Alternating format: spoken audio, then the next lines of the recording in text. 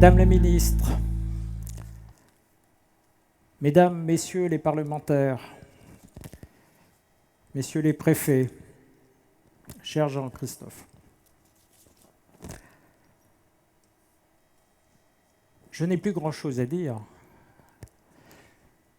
et c'est particulièrement difficile de prendre la parole après Jean-Claude Amezen, profondeur de vision,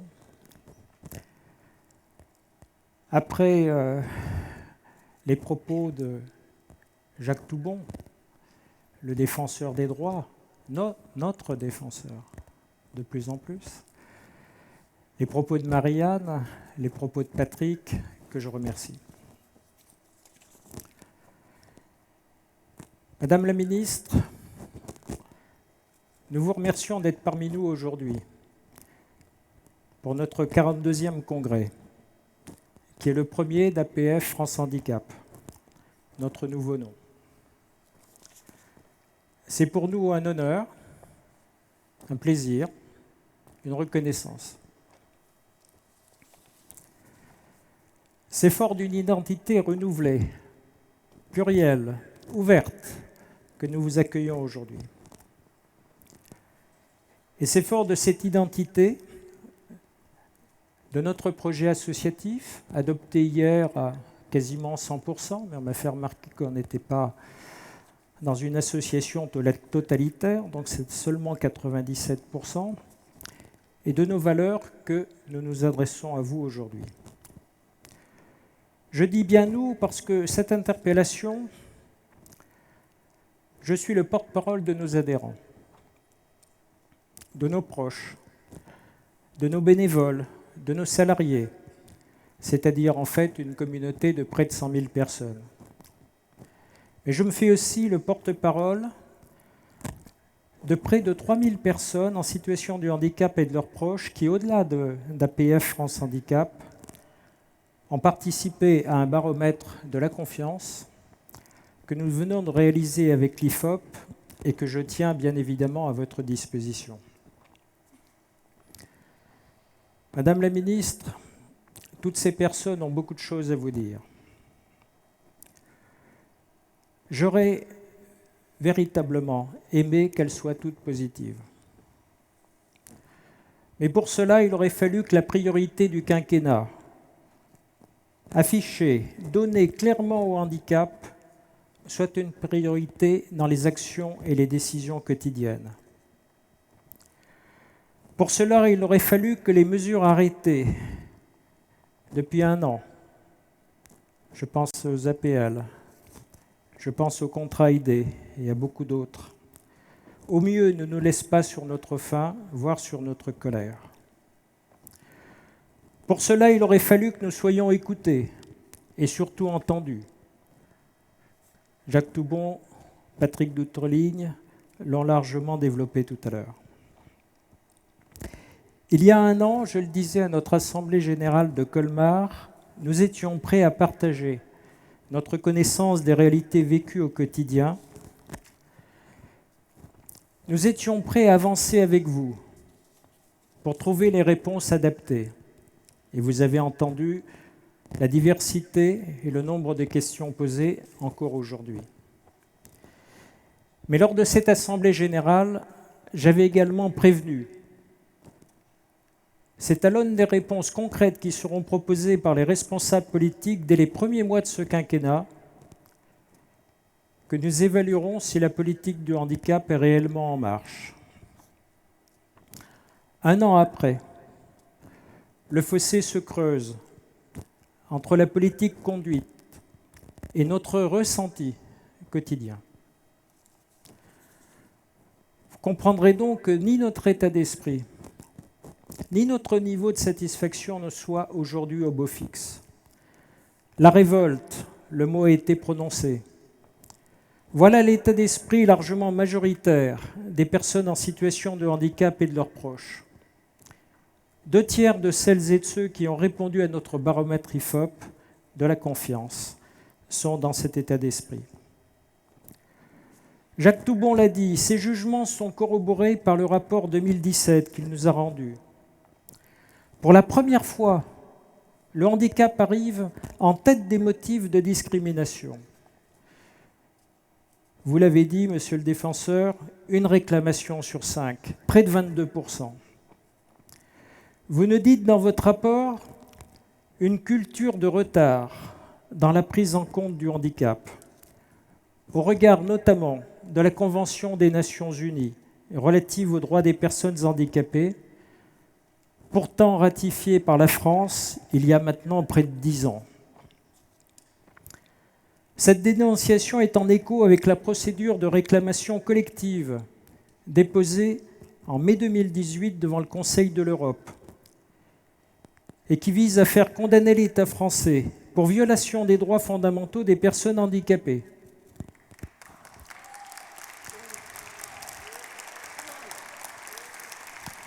Et à laquelle nous nous sommes associés. J'oserais dire, comment en est-on arrivé là? Pourquoi cette procédure? Parce qu'aujourd'hui en France, les personnes en situation de handicap et leurs proches n'ont pas accès à une vie autonome décente, en contradiction même avec les principes énoncés par les textes européens et les conventions internationales auxquelles la France a pourtant souscrit.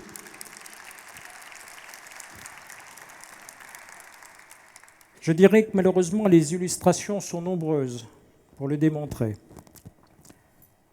Vous le savez, la France compte 12 millions de personnes concernées par le handicap. Chômage, précarité, difficulté d'accès à la santé, au logement, à l'éducation, au droit, complexité administrative, reste à charge. Dans tous les domaines de la vie quotidienne, il est vraiment urgent d'agir. Au-delà des domaines de la vie quotidienne, je souhaite en préalable souligner une urgence, celle d'agir pour les femmes en situation de handicap. Cela a déjà été dit cet après-midi. Principales et doublement victimes des discriminations. Quelle place aussi pour nos jeunes? Quelle perspective d'avenir? Quelle place pour nos aînés? Je souhaite à présent, thème par thème, dresser un état des lieux et de la situation. Un état des lieux qui est fondé sur la réalité, sur notre ressenti, à nous, personnes en situation de handicap, et à nos proches.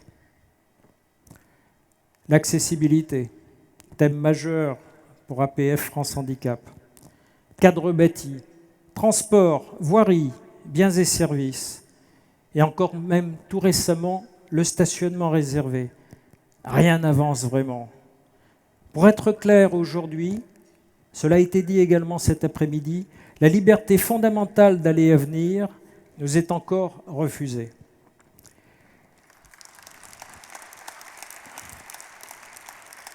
Est-il besoin de le rappeler?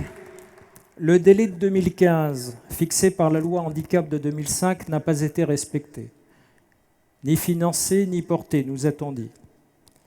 Aujourd'hui, nous avons les ADAP, les agendas d'accessibilité programmés. Ils ne sont pas non plus respectés.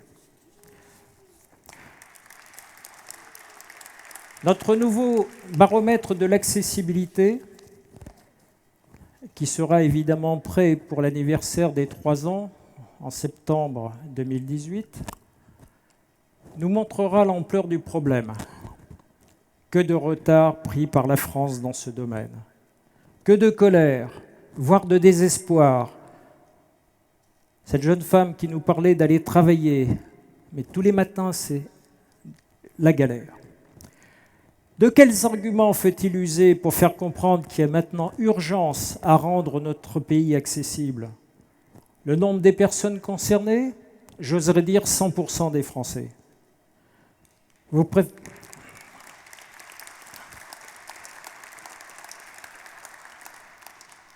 préférez des arguments économiques? Selon la Banque mondiale, en raison de l'inaccessibilité des infrastructures d'accueil et de transport, c'est entre 15 et 20% des recettes touristiques que nous perdons chaque année.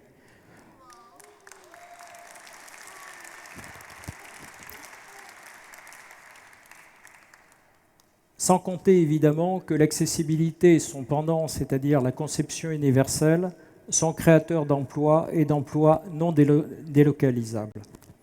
Certes, c'est le fruit de 40 ans de retard accumulé, mais aujourd'hui, Madame la Ministre, nous attendons de ce gouvernement une impulsion politique forte, l'application stricte des ADAPT, des moyens nouveaux.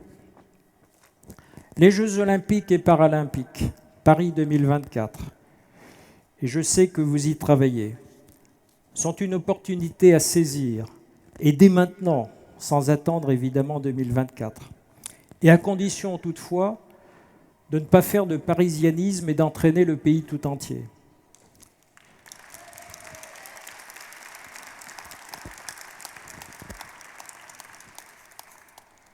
Créez donc aussi un fonds public à l'investissement dans les travaux d'accessibilité et pour tous les publics. À ce stade, je vais être bref parce que le sujet a déjà été largement abordé par Patrick et le défenseur des droits. Je voudrais dire un mot du logement. Alors que l'offre de logement accessible est déjà trop réduite, le projet Élan, en l'état, c'est-à-dire voté par l'Assemblée nationale, met en place une des plus grandes régressions de ces dernières années en divisant par 10 le nombre de logements directement accessibles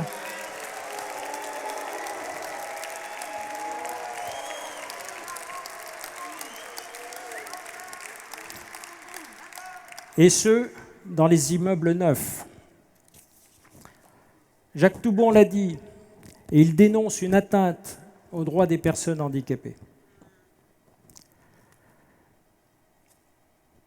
Ensemble, Madame la Ministre, revenons à une politique qui donne accès à un logement décent à toutes et à tous sur tout le territoire. Et je sais que sur beaucoup de sujets, nous partageons les mêmes préoccupations et les mêmes idées. Je souhaite aussi parler des ressources.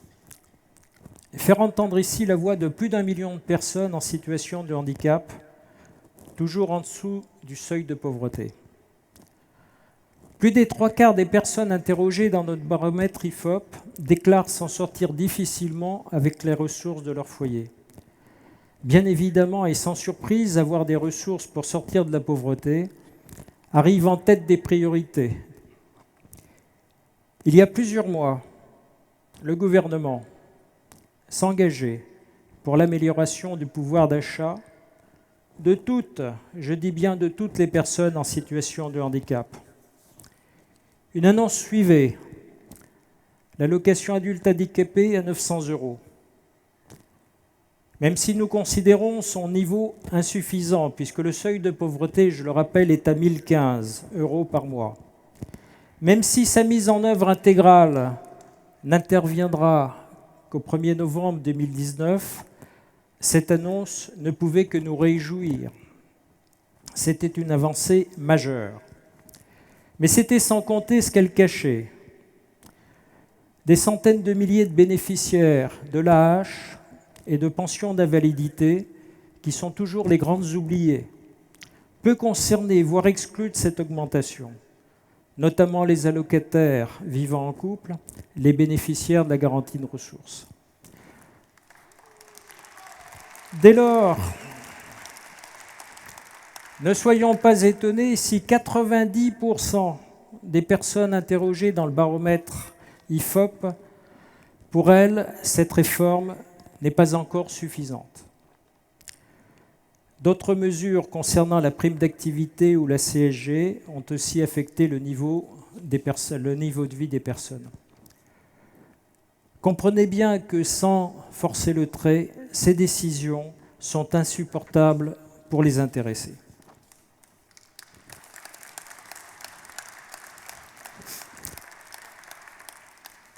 Et que dire de cette polémique issue d'une note de Bercy parue tout récemment qui suggère de revoir périodiquement, je cite, le stock de bénéficiaires de l'AAH. Le stock de bénéficiaires.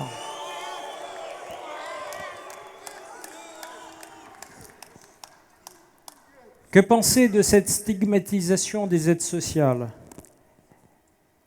Ne serait-ce pas pour mieux nous préparer à leur diminution? Personne dans cette salle ne peut tolérer de tels propos.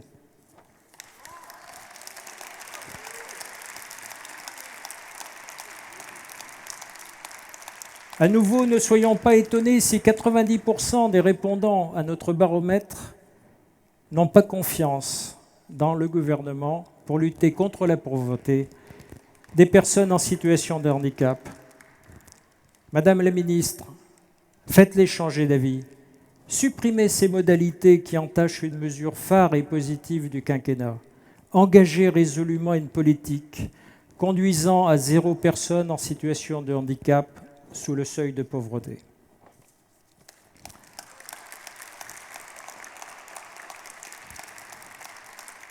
Un mot de la compensation. Un sujet passé sous silence jusqu'à ces dernières semaines et auquel je vous sais attaché. Le droit à compensation, c'est un des piliers majeurs de la loi handicap de 2005. C'est un droit fondamental reconnu par la Convention de l'ONU. C'est un droit qui a été acquis, et vous le savez bien, mieux que quiconque, après des décennies de lutte associative.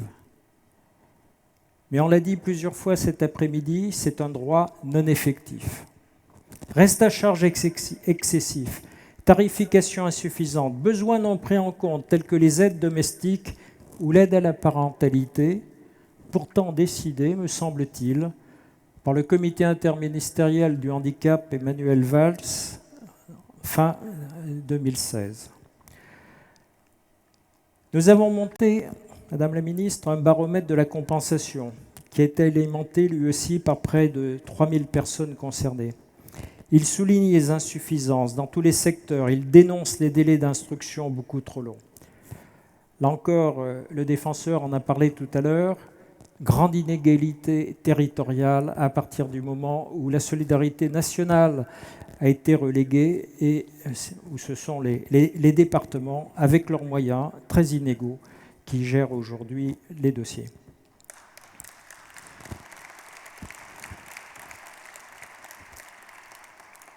Mon ami Patrick Goé, qui est votre adjoint, monsieur le défenseur, note les droits accordés par les MDPH ont tendance à diminuer, avec notamment la baisse du nombre d'heures, alors que les besoins de la locataire restent inchangés. Alors certes, l'Assemblée nationale a adopté une proposition de loi.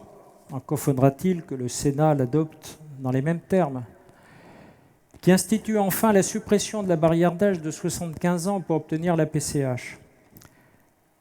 Certes, le député Adrien Taquet a remis un rapport sur la simplification administrative que nous appelons nous-mêmes de nos vœux et qui comporte plusieurs propositions intéressantes.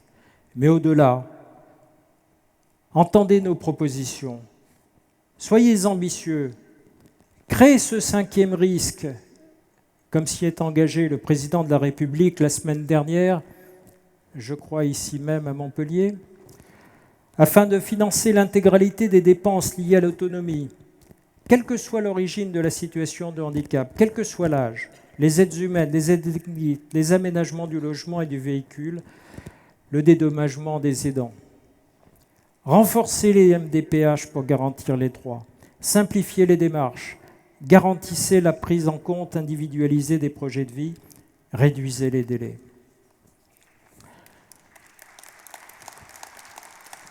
Concernant l'emploi, sujet auquel je vous sais très attaché, en novembre 2017, lors de notre désormais traditionnelle conférence de presse sur le sujet, nous nous posions encore la question, ce gouvernement sera-t-il le premier à faire baisser le chômage des personnes en situation de handicap? Force est de constater que dès décembre 2017, et là la responsabilité n'en incombe pas au gouvernement actuel, la France comptait plus de 510 000 demandeurs d'emploi en situation de handicap, d'après les propres chiffres de Pôle emploi.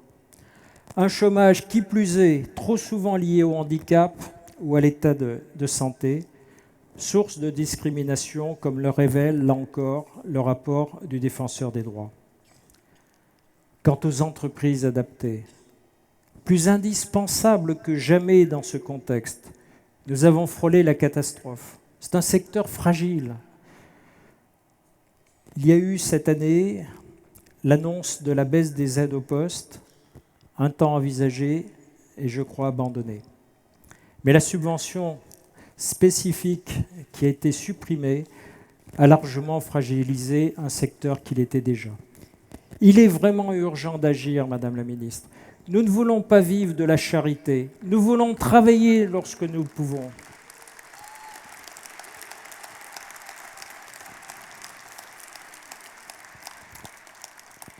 Attaquez-vous résolument. Attaquons-nous ensemble. Nous avons avancé des propositions, notamment pour le secteur adapté. À ce chômage de masse, de longue durée, 800 jours, qui exclut de la société des centaines de milliers de personnes, qui détruit des familles et qui coûte cher. Et l'école, Madame la Ministre, un sujet qui vous est cher. Plus d'un élève sur deux en situation de handicap quitte l'école ordinaire avant 10 ans, selon le ministère de l'Éducation lui-même. Dans ce domaine encore, le défenseur nous alerte. En 2017, la moitié des saisines pour discrimination à l'éducation, que ce soit d'ailleurs pour la scolarité ou pour le périscolaire, ont été faites par des parents en situation concernés par le handicap. Sans compter les milliers d'enfants qui, malgré vos efforts, restent sans auxiliaire à chaque rentrée scolaire. Un problème, cela a été dit cet après-midi, qui est dû en grande partie à la précarité du statut de ces emplois. Certes, l'école à l'âge de 3 ans est une bonne nouvelle, si évidemment les moyens sont mis en place. Certes, ce gouvernement a décidé la création de 11 000 postes d'AESH en septembre au lieu des 6 400 programmés. Mais l'école inclusive, l'école de la République, ne peut pas se résumer qu'à des accompagnants. Former dès le départ, tout au long de leur carrière, les enseignants et les professionnels de l'éducation. Donnez-leur des appuis techniques et humains. Offrez plus de maîtres que de classes.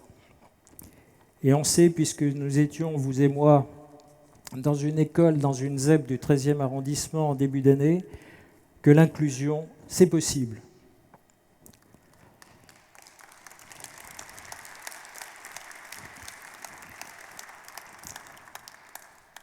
La santé. Garantir l'accès aux soins et à la santé, c'est l'une de nos grandes attentes. Nous l'avons fortement exprimé l'an dernier lors de notre Assemblée générale à Colmar. Aujourd'hui, la France s'enorgueillit de disposer d'un des meilleurs systèmes de santé au monde. Mais les inégalités sociales et territoriales se renforcent.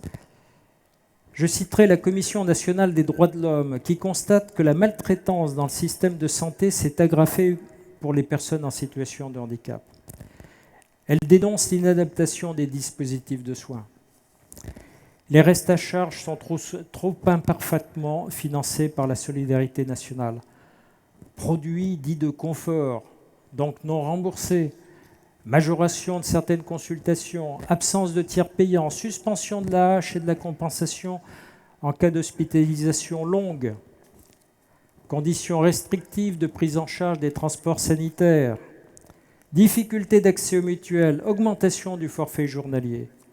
Madame le ministre, vous le savez parfaitement, par manque de moyens financiers, beaucoup de personnes en situation de handicap finissent par renoncer à se soigner.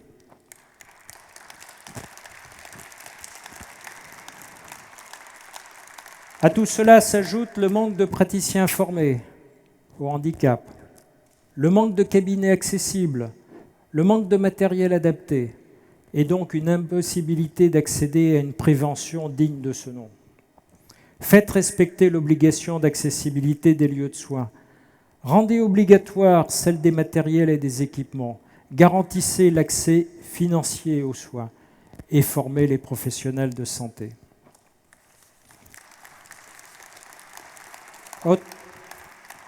Autre sujet majeur, l'offre de services. Vous le savez bien, APF France Handicap est aujourd'hui résolument engagé dans la transition inclusive. Et vous savez les soucis que nous pouvons rencontrer malgré tout. Mais notre ligne directrice depuis des années, c'est le libre choix du mode de vie des personnes et donc de leur lieu de vie. Si nous voulons réussir ensemble cette transition vers le milieu ordinaire, une des conditions sera de desserrer, et vous en avez le pouvoir plus qu'une association comme France Handicap, de desserrer le verrou de la rigidité budgétaire et administrative. Le gouvernement prône la vie à domicile, mais les restes à charge pour l'emploi d'un auxiliaire de vie sont trop souvent dissuasifs. Les services d'accompagnement sont sous-financés, ils ferment les uns après les autres. Sans parler du projet Élan, sans parler de l'accessibilité des transports et des lieux recevant du public.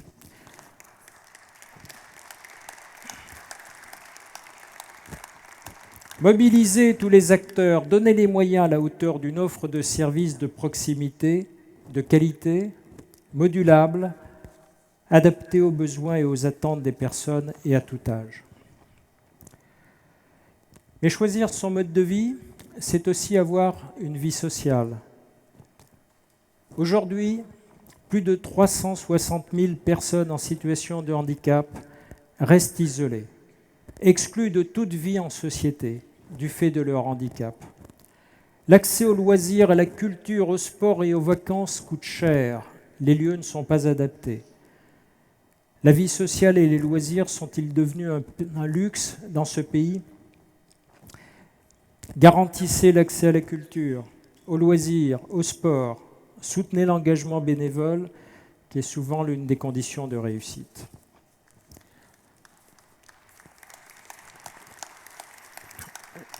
Je ne voudrais pas non plus oublier le calvaire quotidien de plus de 8 millions de proches aidants. L'État semble parfois s'en défausser. Pour preuve, la loi autorisant le don de jours de congé par des collègues a été votée. Pourquoi pas ? Tandis que la proposition de loi visant à instaurer une indemnisation du congé de proche aidant a été rejetée. Tiens donc. Doit-on comprendre qu'il faut se satisfaire d'une simple solidarité interpersonnelle ? Madame la ministre, les aidants aussi ont besoin d'aide. Ils ont besoin de la solidarité nationale.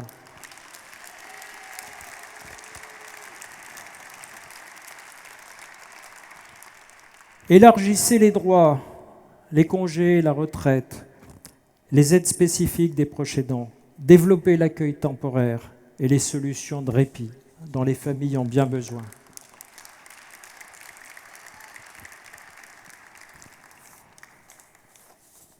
Je terminerai cette liste un peu longue par un sujet qui est trop souvent considéré comme anecdotique, voire tabou. Jean-Claude Amezen en a dit un mot tout à l'heure. Avoir une vie affective, sentimentale et sexuelle est une aspiration fondamentale et légitime, même pour une personne en situation de handicap. Le respect de cette liberté doit être garanti, sans préjugés ni tabous. Combien de personnes en situation de handicap, notamment les plus dépendantes, ne peuvent avoir accès à la vie affective et sexuelle de leur choix ? Combien de situations indignes, maltraitantes ? Il est de la responsabilité de notre société de permettre à toute personne en situation de handicap d'exprimer ses aspirations et d'exercer le libre choix de sa vie affective, sentimentale et sexuelle, quel que soit son mode et son lieu de vie, et quelle que soit la lourdeur de son handicap.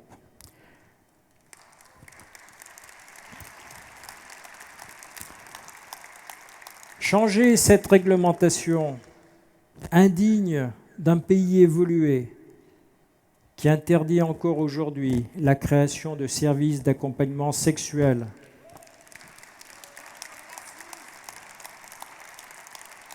et par là j'entends les services d'information, d'aide à la formulation de la demande, mais aussi de mise en relation. Cette énumération est longue mais je n'ai pas pu traiter tous les sujets. Je n'ai pas parlé, par exemple, des victimes de dommages corporels, qui sont aujourd'hui trop souvent laissées aux mains des assurances en raison de la complexité du système d'indemnisation. Il m'aurait fallu plus de temps pour évoquer le handicap en prison, où l'inaccessibilité ne permet en général pas une détention décente.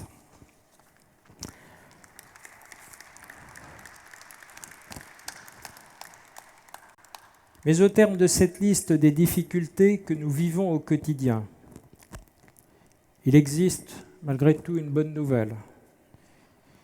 Il reste encore 4 ans avant la fin de ce quinquennat.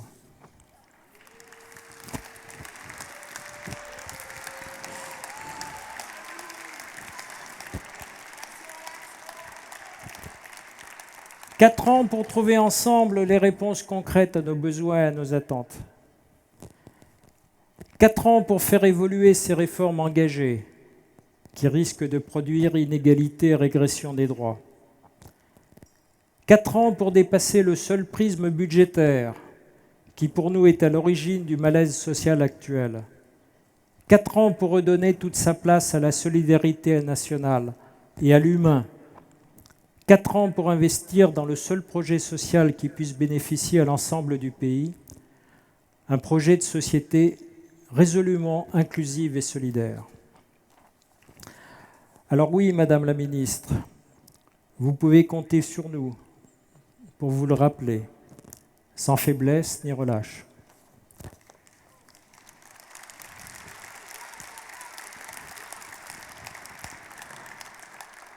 Mais vous pouvez aussi compter sur nous pour être partie prenante de toute co-construction qui ira dans le sens du mieux vivre ensemble. Et nous voulons croire que nous pouvons aussi compter sur vous. Je vous remercie.